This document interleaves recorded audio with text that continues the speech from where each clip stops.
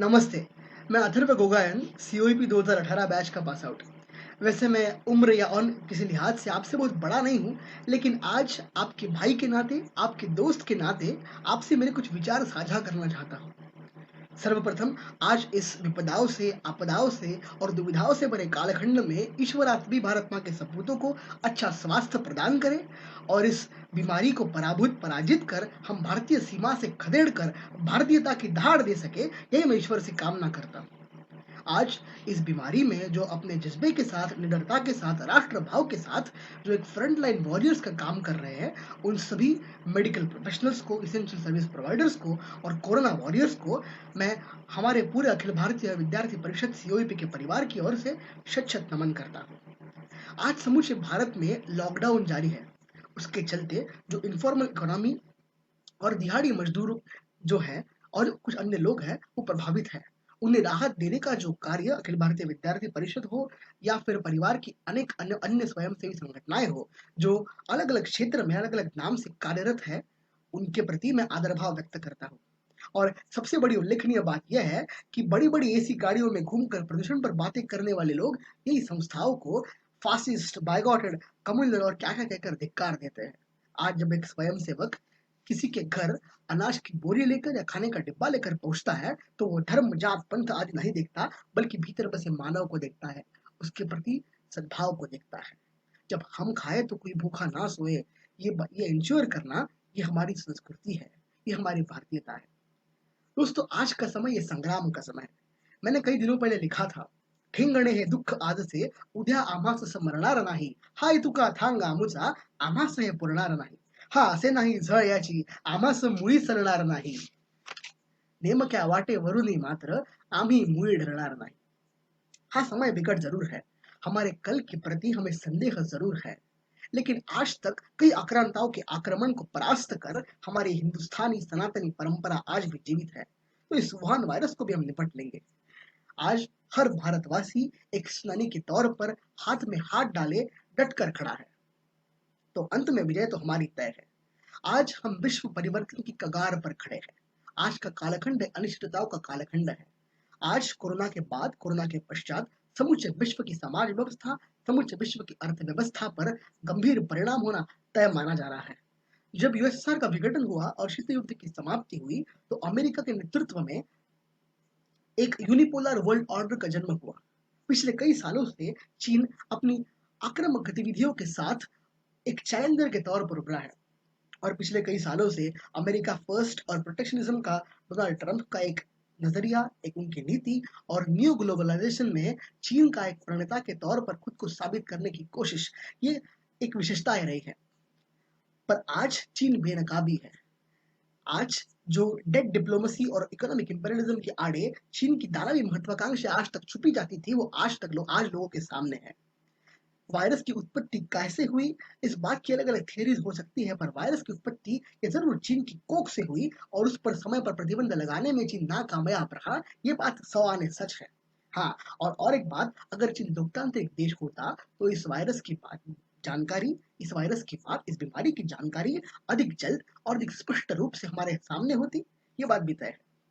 आज संयुक्त राष्ट्र की सुरक्षा परिषद में कोरोना के बारे में सिर्फ चर्चा करने झिझकने वाला चीन, वीटो पावर का इस्तेमाल करने वाला चीन, चीन से आयात होने वाली मेडिकल इक्विपमेंट्स में बिगाड़ निकलना, चीन के इंडस्ट्रियल टाउनशिप्स में इस वायरस का प्रादुर्भाव कम कम होना, ये सभी बातें आज चीन की ग्लोबल डोमिनेंस, ग्लोबल पोजीशन को असुरक्षितता दिखाती है। आज कई कंपनियां अपने अपनी मैन्युफैक्चरिंग यूनिट चीन की ओर से कई अलग स्थलांतरित करने का, अलग शिफ्ट करने की ओर में है और ये हमारे लिए एक स्वर्णिम अवसर है। आज हम अगर हमारे नीतियों में हम स्पष्ट रहे, आज इस बीमारी की दाहकता कम करने में और इस बीमारी से जल्द निपटने में हम कामयाब रहे, तो अब्दुल बाकिर जंदलाल कलाम, हमारे आदरणीय माननीय भारत रत्न पूर्व राष्ट्रपति कलाम चाचा का विजन 2020 का एक सपना है, वो साकार करने की हम कोशिश जरूर कर सकते हैं। पिछले कई सालों से विश्व पटल पर भी हमारा आलेख ये दिन ब दिन बढ़ता रहा है, हमारी प्रतिभा दिन ब दिन बढ़ती रही है। कभी सांप की बीन बजाने के लिए मशहूर हिंदुस्तान आज ग्लोबल डिप्लोमेसी में एक बड़ा प्लेयर के तौर पर उभरा है। आज इस विपदाओं भरे कालखंड में भी हिंदुस्तान का एक जिम्मेदार और एक सम्मानजनक राष्ट्र के तौर पर उभरना चाहे वो इराक और अन्य राष्ट्रों से भारत और अन्य नागरिकों को स्थलांतरित कर इवैक्यूएट कर सुरक्षित स्थान पर पहुंचाना हो, या फिर 108 देशों को मेडिसिन का सप्लाई करना हो।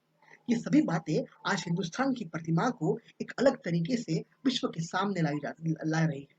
आज एक नया सवेरा भारत के दहलीज पर है, अर्थात उसके लिए हमें खुद को खुद की पहचान दिलाना अत्यावश्यक है। आज भारत की छवि को विश्व में एक नए आकार और नए नए विचार मिलने की संभावना है, बड़ी संभावना है। आज हमारी धरोहर, हमारी पहचान, हमारी संस्कृति, ये हम अपनाकर इसमें अनअपोलोजेटिक होकर अगर हम आज खुद को पहचान लिए तो, और ये जो वेस्टर्नाइजेशन है, जो हमारे थॉट प्रोसेस का वेस्टर्नाइजेशन हुआ है, हमारे टर्मिनोलॉजीज का वेस्टर्नाइजेशन हुआ है, हमारे एक विचार प्रणाली का वेस्टर्नाइजेशन हुआ है, अगर ये दूर कर कर हम भारतीय होकर एकजुट रह सके तो आने वाला कालखंड ही हमारा होगा। दोस्तों, जब जब हम बटे रहे, एक दूसरे के हाथ में हाथ डालकर खड़े नहीं रहे और हमारे भारतीयता को भूल गए, तब तक घोरी और खिज्जी के आक्रमण का हमको हमको सामना करना पड़ा। और जब जब हम एकजुटता से एक होकर डटे रहे, तब तक अलेक्जेंडर को ये राष्ट्र से भगना पड़ा। आज राष्ट्र भाव का हीन भाव की तरफ देखना, आज राष्ट्र भाव का एक हीन भाव बनना, ये बात बड़ी चुभती है, बात बड़ी हैरान करती है। हम तो उन आदि शंकराचार्य जी के वंशज हैं, जिन्होंने पूरे भारत में भ्रमण कर पूरे भारत को एक सूत्र में बांधने की कोशिश की। हम उन शिवाजी महाराज के वंशज हैं, जिन्होंने मराठाओं की मदद की सहाय से मदद से सहाय से हर हर महादेव का नारा देकर इस मिट्टी के लिए हिंदवी स्वराज्य की स्थापना की। उन्हीं के राष्ट्र में Bharat was not nation before 1947 when India was nation in the making। ये बात कहलवाना, ये बात कही जाना, ये बात दर्दनाक है चुनौती तो स्वीकार कर। ये धाड़ देकर नंद वंश का अहंकार का दहन करने वाले और चंद्रगुप्त जैसे मामूली सिपाही को मौर्य सम्राट बनाने वाले और साम दाम दंड भेद का नारा देकर राष्ट्रीय एकात्मता की बात करने वाले आर्य चाणक्य हमारे आदर्श है। आर्य चाणक्य के हम वंशज हैं। दीनदयाल उपाध्याय जी ने कई सालों पहले इंटीग्रल ह्यूमनिज्म का एक कंसेप्ट दिया था, एकात्म मानवतावाद की बात की थी। ईस्ट और वेस्ट के चक्कर में, ईस्ट और वेस्ट के भेद में, सोशलिज्म और कैपिटलिज्म के भेद में ना पड़ते हुए हमारा एक इंडिजिनस, हमारा एक भारतीय थॉट हो, वो बात उन्होंने की थी। आज रोग प्रतिकारक शक्ति बढ़ाने के लिए आयुर्वेद की काढ़ाओं को अलग अलग मात्रा में अगर किसी बॉटल में डाला जाए और उसको एक वेस्टर्न लेबल चिपका दिया जाए, तो हम उसे चाव से गटक लेते हैं और हमारे मॉडर्नाइजेशन का प्रदर्शन करते हैं। आज जो लोग पहले योग से मुंह फेर लेते थे, वही लोग आज सूर्य नमस्कार और योगादि की तरफ आकृष्ट हो रहे हैं। जो लोग पहले कई बार different ways of doing a firm handshake to look confident की बातें करते थे और नमस्ते को कम्युनल और क्या क्या कहकर धिक्कार देते थे, वही लोगों को आज इस बीमारी के चलते हाथ जोड़ने पर विवश होना पड़ा है। आज हमारी भारतीयता की विश्व को नई पहचान दिखना, नई पहचान होना, ये स्वामी विवेकानंद जी के भारत एक विश्व गुरु के ख्वाब को पुनरुज्जीवित करता है, उस सपने को पुनः दोहराता है। आज पूरे विश्व में डिजास्टर मैनेजमेंट के बड़े चर्चे हैं, पर हमारी संस्कृति हमें आपदा प्रबंधन सिखाती है। हमारी संस्कृति हमें सिखाती है कि प्रकृति के हर कण कण में ईश्वर होता है। हमारी संस्कृति हमें सिखाती है ईशावास्य मिदम सर्वम यत् किंचित जगत्याम जगत, अर्थात आप और मैं, ये जो आप प्रभाव की भावना है, ये आप प्रभाव की भावना नष्ट हो और हम एकात्म रूप से किसी भी चुनौती की ओर देखें। ये बात हमें हमारी संस्कृति बताती है। जो आज गॉड पार्टिकल की बात की जाती है, ये वही बात है। जब वेस्टर्न कोनोटेशंस में ये बात को लिया जाता है, जब तू मैं की बात होती है, तो एक अपप्रभाव निर्माण होकर कलह निर्माण होता है, समाज में एक डर निर्माण होती है। हमारे आदर्श तो मर्यादा पुरुषोत्तम भगवान श्री राम है। जब राम ने रावण का वध किया, तो उसके पश्चात उन्होंने पश्चाताप किया। जब राम को कारण पूछा गया, तो उन्होंने जवाब दिया कि रावण तपस्वी था, रावण योगी था। रावण में 9 दुर्गुण होते और वो 9 दुर्गुणों के लिए उसका वध करना ये सही होता, पर रावण में एक सगुण था, रावण योगी था और उसके लिए मैं तप कर रहा हूं, मैं पश्चाताप कर रहा हूं। हमारी संस्कृति हमें खेत खलिहानों में इस्तेमाल किए जाने वाले यंत्र, हथियार इत्यादियों की पूजा करना सिखाती है। हमारी माताएं पेड़ों पर राखी बांधती है, चांद की दूज को भाई मानती है। इतना ही नहीं, पशु पक्षियों तथा प्राणियों को भी सम्मान करना, प्राणियों को भी पूजा करना, ये हमारी संस्कृति सिखाती है, हमारी परंपरा सिखाती है। मतलब हमारी परंपरा, ये हमारी निजी व्यवस्था और हमारी सामूहिक व्यवस्था में एकरूपता दर्शाती है। दोस्तों, आज बहुतांश भारतीयों की मानसिकता ये और वैचारिकता एक एक अलग श्रृंखलाओं में जकड़ गई है, अलग जंजीरों में जकड़ी गई है। एक ग्रीक पॉलिटिकल साइंटिस्ट थे प्लेटो। उन्होंने एलिगरी ऑफ केव्स नाम का एक कंसेप्ट दिया था। उन्होंने कहा था कि reality is a shadow of ideas. आज जब एक भारतीय मानसिकता के और पर आप प्रकाश डालने की कोशिश करते हैं, तब आपको ये केव्स मैन अलग अलग अलग जगह पर दिखेंगे, गुफा में छुपे मानव दिखेंगे जो अपने खुद के बारे में खुद से ही अज्ञात है। जब हम 1947 में एक संविधानिक राष्ट्र के तौर पर विश्व के सामने आए, तब से हमारी जो एक अकादमिया है, हमारा जो पाठ्य पुस्तक है, हमारा जो एक एक पूरा इंटेलेक्चुअल जो इकोसिस्टम होता है, वह ऐसे लोगों से प्रभावित है, वह ऐसे लोगों के हाथ में है जिनकी विचारधारा है बोरोड विचारधारा है, और वो किसी अन्य राष्ट्र से संलग्नता रखती है। उनका इस भूमि से, इस राष्ट्र से, वो विचारधारा का इस भूमि से, इस राष्ट्र से कोई ताल्लुकात नहीं। और उसके ही चलते एक भ्रम, एक झूठ, एक एक ऐसा एक ऐसा बात हमारे हमारे ऊपर इम्पोज किया गया, जिसके तहत हमारी मानसिकता वैसी बनाई गई। आप आर्य इन्वेजन थ्योरी ले लीजिए, या फिर आप मुगल साम्राज्य की बात कीजिए। हमें बाबर, हुमायूं, अकबर, जहांगीर, शाहजहां, औरंगजेब तो चट से याद होते हैं, पर अगर आप काकटिया, अहोम, चोला, चेरा, पांड्या के बारे में पूछे तो हम अज्ञात होते हैं, हमें वो भुला दिए गए। आप चंद मॉन्यूमेंट्स की बात की जाती है, चंद मॉन्यूमेंट्स को बड़ा चढ़ा कर हमें बताया जाता है, सिखाया जाता है, पर ईश्वरी स्थापत्य कला से भरपूर, ईश्वरी शिल्पकला से भरपूर, अत्यंत सुंदर जो साउथ इंडियन टेम्पल आर्किटेक्चर है, उसकी बात हमें कोई सिखाता नहीं, कोई बताता नहीं। दोस्तों, ये बातें, ये या वो या ब्लैक एंड व्हाइट की बातें नहीं है। हमारा इंडियन थॉट ये कभी डाइकोटोमस नहीं रहा। हमारा थॉट ये हर बार ग्रे में बिलीव करता है। पर जब आप ये सिलेक्टिविज्म करते हो, जब आप किसी चीज को बड़ा चढ़ा कर दिखाते हो, और आप किसी चीज को किसी इतिहास के पन्नों के कुछ पैराग्राफ में, या फिर किसी लाइन में, या फिर पूरे किताब से ही बाहर निकाल देते हो, तब वो सिलेक्टिविज्म होता है, तब वो इंटेलेक्चुअलिज्म नहीं होता। ये बेवकूफियत है, और यही छोटी छोटी बातें हमें हमारे मानसिकता को एक विचार का बंधक बनाती है। दोस्तों, हम विद्यार्थी हैं, और हमारे पुराणों में कहा गया है, सा विद्या विमुक्त है, अर्थात विद्या ये इंसान को मुक्त करती है। हमें विद्यार्थी कहा गया है, शिक्षार्थी नहीं, क्योंकि विद्या एक गुरु पैदा करती है और शिक्षा एक एम्प्लॉय पैदा करती है।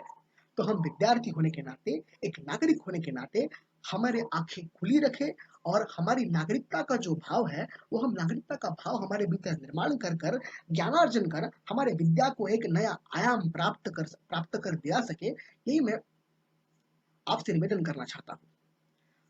दोस्तों, विद्यार्थी होने के नाते, एक नागरिक होने के नाते, ये नागरिकता क्या है, मैं आपको बताने की कोशिश कर रहा हूँ। ये नागरिकता फेक न्यूज को तोड़ मरोड़ कर प्रस्तुत करने वालों पर एक सवाल खड़ा करती है। जो वेस्टर्न मीडिया में, वेस्टर्न अखबारों में जाकर भारत की बदनामी करते हैं, उन पर तंज कसती है। वैसे तो बुद्धिवादियों का काम होता है जैसे को तैसा कहना। एक कहावत है अंग्रेजी में, let's call spade a spade, हो उनका काम होता है। पर हमारे बुद्धिवादी ऐसा करते नहीं है। They don't call spade a spade, rather they call one spade a machine gun and another spade a rose petal. ये उनकी धारणाएं हैं, ये उनका सिलेक्टिविज्म है। कुछ लोगों का जमावड़ा इकट्ठा होता है, किसी जमात के लोग इकट्ठा होते हैं, उनके मौलाना जी का भाषण, उनकी वीडियोस सामने आते हैं, वो लोग इधर उधर फैल जाते हैं, उनसे बीमारी फैलती है। जब सरकारी यंत्रणाएं और डॉक्टर्स उन तक पहुंचने की कोशिश करते हैं, तब उन पर थूका जाता है, उनको पीटा जाता है, और फिर भी ये सब घटना एक सिंगल सोर्स के आड़े दबा दी जाती है। जब साधुओं की निर्घृण हत्या होती है, दर्दनाक हत्या होती है, और मॉब लिंचिंग होता है, तब कोई भी आई एम अशेम्ड का प्लेकार्ड लेकर बाहर नहीं घूमता, और सब चुप्पी साधे अपने घरों के आड़े बैठे रहते हैं। हमको हर बार अखलाक याद दिलाकर कमलेश भुला दिया जाता है। जब आसिफा का बलात्कार होता है, तब फेक न्यूज के सहारे से बखेड़ा खड़ा कर देने वाले, जब न्याय की बात आती है, जब सच सामने आता है, तब चुप रहते हैं। 500 रुपए की स्कीम चलाकर जो कश्मीर में बड़े बड़े नेता हिंसा फैलाने का काम करते हैं, और छोटे छोटे बच्चों से पत्थरबाजी करवाते हैं, वही नेता जो अपने बेटे बेटियों को शिक्षा के लिए विदेश भेजते हैं, उनकी गिरफ्त पर बवाल खड़ा कर देने वाले सब लोग, जब एक सेंट्रल ब्यूरो ऑफ इन्वेस्टिगेशन के ऑफिसर का कत्ल होता है, सरेआम खून होता है, तब चुप्पी साधे रहते हैं। इस चुप्पी पर, इस सिलेक्टिविज्म पर, इस ढोंग पर ये नागरिकता तंज कसती है, सवाल करती है। हमारे आसपास कई लोग हैं जो ऐसा कहते हैं कि आम्हाला काय त्याचं, हमको इसका क्या लेना देना, we don't have any interest in politics. दोस्तों ये बात पॉलिटिक्स की नहीं है, ये बात राजकारण की नहीं है, ये बात किसी पक्ष की नहीं है। सरकारें तो आती जाती रहेगी, पर ये बात आपकी है, ये बात मेरी है, ये बात देश की है, ये बात समाज की है। और आपको आज लगे ना लगे, पर ये बात आपको प्रत्यक्ष अप्रत्यक्ष रूप से कभी ना कभी खिलना, कभी ना कभी इस बात का आपको कुछ ना कुछ परिणाम होना तय है। हमारी संस्कृति ये हर बार वाद विवाद की संस्कृति नहीं है। हमारी संस्कृति डेलिबरेट डिस्कोर्स डिस्कस के बारे में बात करती है। हमारी संस्कृति कभी रास्ता रोक कर किसी चीज को आड़े आना और प्रतिरोधक बनने में कभी विश्वास नहीं रखती। आज सरकार पर सवाल पूछना, सरकार पर तंज कसना ये बड़ा कूल माना जाता है। पर जब हम सरकार पर सवाल पूछते हैं तो साथ साथ नागरिक होने के नाते, एक विद्यार्थी होने के नाते उस पर कुछ सॉल्यूशंस ढूंढने की हम कोशिश करें। हम ये मान कर चले कि हाँ ये प्रॉब्लम हमारे सामने है, पर मैं एक नागरिक होने के नाते इस पर सॉल्यूशन निकालने की कोशिश करूंगा और एक कंस्ट्रक्टिव काम करूंगा और फिर अन्याय के खिलाफ आवाज उठाऊंगा। तो ये बातें कंस्ट्रक्टिव है, ये बातें हमारी नागरिकता दर्शाती है। जब यूं तो गरीबी की बातें बातें करते घूमने वाले, यूं तो विषमता की बांसुरी बजाकर कई एक तबके तबके का नेता खुद को बताकर इतराने वाले लोग, आज जब समाज को जरूरत है तब घर के आड़े बैठे हैं, घर के आड़े चुप बैठे हैं और ऐसा कर कर सोच रहे हैं कि सरकार जब गलती करेगी तब हम बोलेंगे। पर अखिल भारतीय विद्यार्थी परिषद आज लोक सेवा भाव जागरूक रखकर इस आपत्ति बड़े दुविधा भरे कालखंड में भी समाज में कार्यरत है, चौबीसों घंटे कार्य में जुटी है। ये दो विचारधारा, ये दो संगठन की भेद दिखाता है, ये दो उनका डिफरेंस दिखाता है। दोस्तों किसी की भी भक्ति या किसी की भी चाटुकारिता ये बहुत गलत बात है। जितना ये बात गलत है, सिलेंडर तो भरवा दिए, रिफिल कौन करेगा। शौचालय बनाकर क्या होगा, रास्ते बनाना चाहिए, और जब रास्ते बनाएंगे तो शौचालय बनाकर क्या होगा। ये जो एक असुरी निराशावाद है, जितना ये समाज के लिए घातक है, उतना ही मोमबत्ती लगाकर दिए जलाकर जब एक प्रकाशमान होगा वातावरण, तब इतना तापमान बढ़ेगा और तापमान बढ़ने के बाद एक ईश्वरी शक्ति की जागृति होगी और ईश्वरी शक्ति की जागृति होने के बाद कोरोना का पलायन होगा। ये मैसेज व्हाट्सएप पर बेदरकार बस छोड़ देना है, बस ये करना, ये बात गलत है। ये चाटुकारिता भी गलत है। तो हमें आज हमारी तर्कशीलता के आधार पर, हमारे लॉजिक के आधार पर, हमारे रैशनैलिटी के आधार पर जो है वो जैसा है, जैसा दिखता है, वैसा उसको कहने की अत्यंत आवश्यकता है। हमारे संत ज्ञानेश्वर महाराज कई सालों पहले लिख के गए, आता विश्वात्मके देवे येणे वाक्यत ने दोषावे, दोषो निमज द्यावे पसाय दान है। वो आगे लिखते हैं, जो दे वांछिल तो ते लाहो प्राणी जात। मतलब विश्व की एकात्मता की बात, विश्व मानव की बात, विश्व मानवता की बात ये हमारी संस्कृति में पहले ही की गई है। आज जो ग्लोबल विलेज की बात की जाती है वो तो हम हमारे संस्कृति में पहले ही लिख कर गए हैं। हे विश्वची माझे घर, हे विश्वची माझे घर मतलब ग्लोबल विलेज, मतलब ग्लोबलाइजेशन, मतलब इंटरकनेक्टेडनेस, मतलब मानवता। जो बात करते हैं कि मानवता एक खरा धर्म होता है, वो बात करना। पर दोस्तों उसके लिए पहले अपने राष्ट्र की सीमाएं मजबूत हो, अपना राष्ट्र संपन्न हो, वैभवशाली हो, बड़सागर हो, अपने राष्ट्र की परंपरा जो एक संपन्न परंपरा है वो जैसे कि तैसे लोगों के सामने आए। अगर जब हम ये करने में कामयाब हुए तो ग्लोबल विलेज का सपना भी हम साकार कर लेंगे और ग्लोबल विलेज के एक नेता के तौर पर, एक प्रणेता के तौर पर भारत उभरेगा।